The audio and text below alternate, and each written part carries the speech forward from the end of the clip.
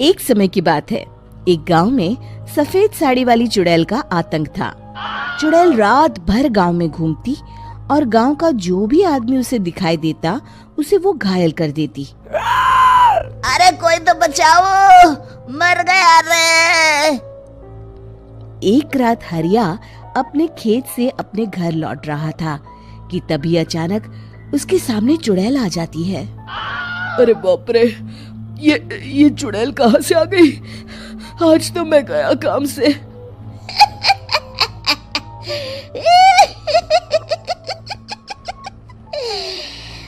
आज मुझे मेरा शिकार मिल गया। अरे चुड़ैल दीदी, मुझे छोड़ दो। जैसे ही चुड़ैल हरिया की तरफ बढ़ती है, हरिया वहाँ से भाग जाता है और अपने घर के दरवाजे पे पहुँचता है। अरे भगवान, जल्दी से दरवाजा खोलो, मेरे पीछे चुड़ैल पड़ी है। हरिया की पत्नी जल्दी से दरवाजा खोल देती है। अरे आप इतना हाफ क्यों रहे हैं? अरे मेरे पीछे चुड़ैल पड़ी है, आज तो मैं बाल बाल बच गया। जल्दी से सभी दरवाजे और सभी खिड़कियों को बंद करके बत्ती बुझा दो।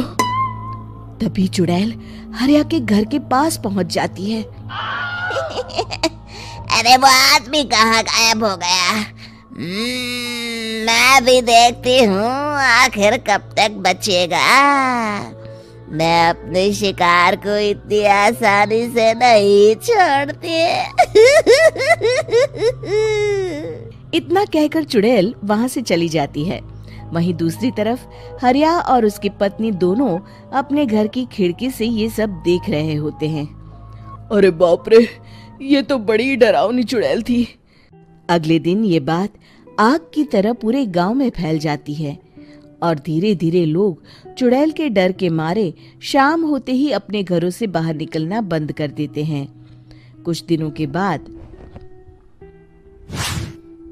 भाई, मैंने तो इस चुड़ैल के डर के मारे रात को अपने खेतों को पानी देना बंद कर दिया है। कहीं मेरी फसल सूख गई तो मैं तो कहीं का नहीं रहूंगा। साहूकार का कर्जा कैसे चुकाऊंगा? अरे भाई, पूरे गांव वालों का यही हाल है। पता नहीं ये चुड़ैल हमारे गांव में कहां से आ गई। फिर एक दिन गांव के पास वाली नदी के किनारे एक बहुत बड़े तांत्रिक के आने की बात कुछ गांव वालों को पता चलती है। वो लोग जाके ये बात गांव के मुखिया को बताते हैं। मुखिया जी, नदी के किनारे एक बहुत ही पहुंचे हुए तांत्रिक बाबा आए हैं। हमें उनसे मदद मांगनी चाहिए। मैंने सुना है वो बड़े बड़े भूतों और चुड़ैलों को अपने वश में कर लेते हैं। मुखिया जी सभी गांव वालों को लेकर उस तांत्रिक के पास पहुंच जाते हैं। ओम फट स्वाहा, ओम फट स्वाहा। तभी तांत्रिक अपनी बंद आंखों को खोलकर कहता है, क्या बात है? तुम सब लोग यहाँ क्यों आए हो? मुखिया जी उस तांत्रिक को सारी बात बता देते हैं। अच्छा, तो ये बात है। और तांत्रिक अपनी आंखों को बंद कर लेता है। मैं देख रहा हूँ तुम्हारे पूर्वजों ने बहुत पाप किए थे, जिससे ये गांव अब श्रापित हो चुका है। उसी के फल स्वरूप तुम्हारे गांव में चुड़ैल आई है। ये चुड़ैल बहुत खतरनाक है, ये किसी को नहीं छोड़ेगी। हे भगवान, मर गए रे, अब क्या होगा? तभी गांव के मुखिया जी कहते हैं, बाबा, इस चुड़ैल से हम सबको बचा लीजिए। कोई तो उपाय होगा। इसका सिर्फ एक ही उपाय है। सभी गांव वालों को बारी बारी हर दिन अपनी आधी फसल उस पहाड़ी के ऊपर बनी काली गुफा में छोड़ के आनी होगी। तभी उस चुड़ैल की भूख मिटेगी और श्राप का प्रभाव खत्म हो जाएगा और तुम सब जिंदा बच जाओगे। सभी गांव वाले उस तांत्रिक की बात को मान लेते हैं और वहां से चले जाते हैं। फिर अगले दिन से रोज उस गांव के लोग बारी बारी से अपनी आधी फसल उस काली गुफा के पास जाकर रखाते। कुछ दिनों बाद हरिया की बारी आती है। बाप रे, आज तो मेरी बारी है उस काली गुफा में जाने की। क्या करूं, वो तो बड़ी खतरनाक चुड़ैल है। मेरे तो हाथ पैर कांप रहे हैं। फिर हरिया डरते डरते अनाज की बोरियां अपनी बैलगाड़ी में लाद देता है। तभी हरिया की पत्नी उससे कहती है, देखो जी, संभल के जाना और किसी भी हालत में शाम होने से पहले वापस आ जाना। उस चुड़ैल का कोई भरोसा नहीं है जी। हरिया बैलगाड़ी में बैठते हुए कहता है, भगवान, मैं क्या वापस आऊंगा? लगता है अब तो मेरी खबर ही आएगी। इतना कहकर हरिया वहां से चला जाता है। रास्ते में जंगल से गुजरते हुए हरिया की बैलगाड़ी का एक चक्का बड़े गड्ढे में फंस जाता है।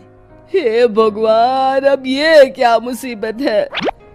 हरिया नीचे उतर के पूरी ताकत से अपनी बैलगाड़ी को गड्ढे से निकालने की कोशिश करता है। बहुत देर मेहनत करने के बाद हरिया की बैलगाड़ी उस गड्ढे से बाहर निकल जाती है। हे भगवान, अब तो शाम होने वाली है। आज तो मैं गया काम से। जैसे तैसे हरिया काली गुफा में पहुंच जाता है। अरे मर गया रे, यहाँ तो चारों तरफ डरावना माहौल है। मैंने यहाँ आने में बहुत देर कर दी, कहीं चुड़ैल नाराज ना हो जाए। हरिया अनाज की बोरियां वहां रख के जैसे ही जाने लगता है, तभी उसे किसी के आने की आवाज सुनाई देती है। हरिया एक कोने में छुपकर अंदर देखने लगता है। चुड़ैल वहां आती है और फिर अपने चेहरे से नकली चुड़ैल का मुखौटा निकाल देती है। हरिया ये देख के हक्का बक्का रह जाता है। तभी चुड़ैल कहती है, भैया यहाँ आना। आज तो बहुत अनाज आया है, इसे मिलाकर अब हमारे पास ढेर सारा अनाज जमा हो गया है। कल ही हम इसे शहर में बेच आएंगे और माला माल हो जाएंगे। तभी अंदर से नदी के किनारे वाला तांत्रिक बाहर आता है। अरे, ये तो तांत्रिक बाबा है। हाँ, अब तो हम दोनों की जिंदगी मजे में कटेगी। गांव वालों को बेवकूफ बनाना इतना भी मुश्किल नहीं था। लोग तो तुम्हें सच में असली चुड़ैल समझते हैं। हाँ, तुमने सही कहा। अब ये गांव वाले चुड़ैल के डर से जिंदगी भर इस काली गुफा में अनाज पहुंचाते रहेंगे। अच्छा, तो ये बात है। ये दोनों पूरे गांव वालों को बेवकूफ बना रहे हैं। अभी जाकर सबको बताता हूँ। हरिया उन दोनों की पूरी बातें सुन लेता है और जल्दी से वापस गांव में आता है। गांव वालों को पूरी बात बता देता है। इससे पहले वो दोनों हमारा अनाज लेकर शहर जाए, हमें उन दोनों को पकड़ना होगा। उधर दूसरी तरफ नकली तांत्रिक और नकली चुड़ैल बनी औरत एक बड़ी गाड़ी में सारा अनाज लाद के वहां से निकलने की तैयारी कर रहे होते हैं। जल्दी करो, इससे पहले हमें कोई देख ले। हमें यहाँ से निकलना होगा।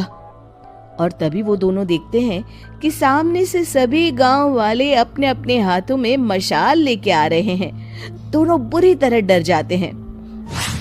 रुक जाओ, तुम दोनों का भांडा फूट चुका है। अरे मर गए रे, ये गांव वाले कहाँ से आ गए? तुमने क्या सोचा इतनी आसानी से यहाँ से निकल जाओगे? ये अनाज हमने अपने खून पसीने से दिन रात खेतों में मेहनत करके उगाया है। दोनों मुखिया जी के पैरों में गिर जाते हैं। हमें माफ कर दीजिए, हम दोनों एक नंबर के कामचोर हैं। बिना मेहनत किए पैसे कमाना चाहते थे। हाँ हाँ, अब हम आगे से मेहनत मजदूरी करके पैसे कमाएंगे। हमें कुछ मत करना, हमें छोड़ दीजिए। इतना कह के दोनों गांव छोड़ के भाग जाते हैं और सभी गांव वाले फिर से खुशी खुशी रहने लगते हैं। दोस्तों, हमें उम्मीद है कि आपको हमारी ये कहानी पसंद आई होगी। कृपया हमारे चैनल को सब्सक्राइब करें और सभी अपडेट्स के लिए बेल आइकन जरूर दबाएं। और हाँ, वीडियो लाइक और शेयर करना मत भूलिएगा। Bye bye.